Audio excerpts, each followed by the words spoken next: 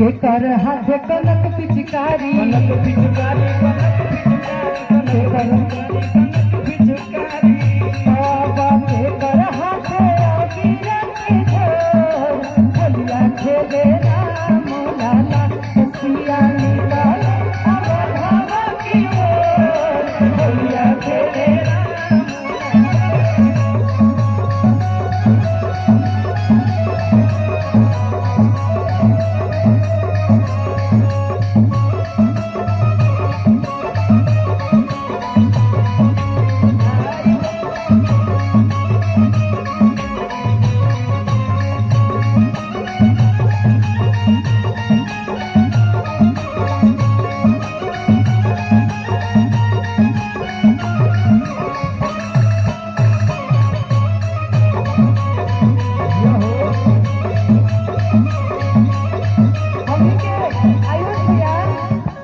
हमनी के माई बहन झूमर गावे ला बड़ा सुंदर इहे लायक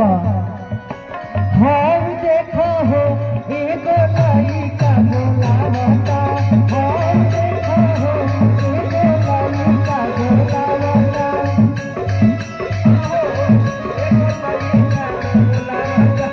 हम देखो हो एगो लइका बोलावता हम देखो हो एगो लइका बोलावता।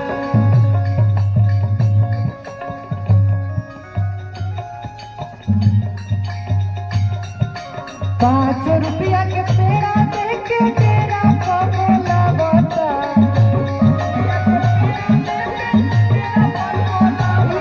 गीत जब हमने के यहाँ शादी ब्याह होला चाहे कोनो भी खुशी मंगल के समय होला तो अगर हमने के माई बहन खुशी में झूमत गावे लालो आ कहे लालो ₹5 के पेड़ा देके तेरा पगोला बता पेड़ा देके तेरा पर भोला बता अरे हम देखा हो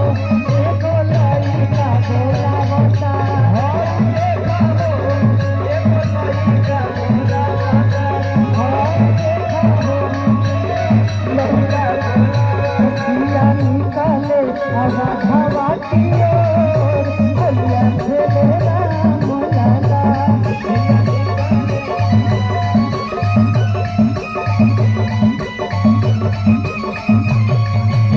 और इसमें होली खेले रघुवीरा अवध में होली खेले रघुवीरा होली खेले रघुवीरा अवध में होली खेले रघुवीरा होली खेले रघुवीरा अवध में होली खेले रघुवीरा होली खेले रघुवीरा अवध में होली खेले रघुवीरा खेले रघुवीरा अवध में होली खेले रघुवीरा होली खेले रघुवीरा हो होली खेले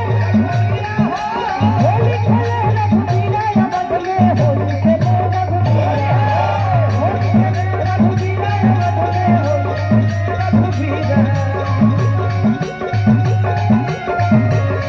सखिया निकले आवा धावा के भलिया खेले राम लाला सखिया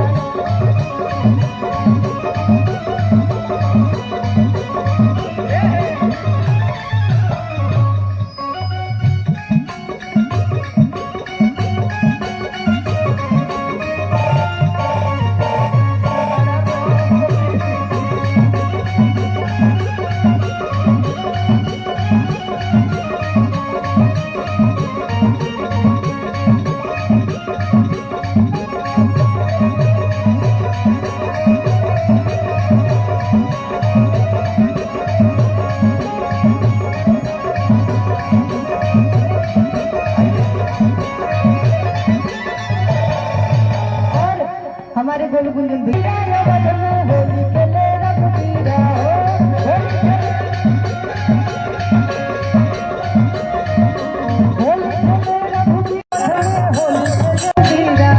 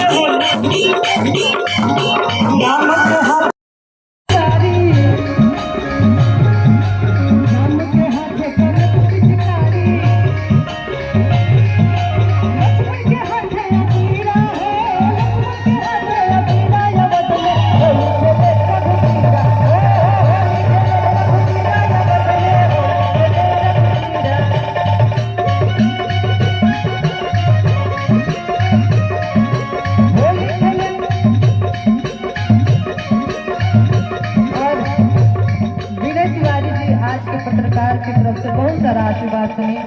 आपको कोटि कोटि प्रणाम है। कहना है राम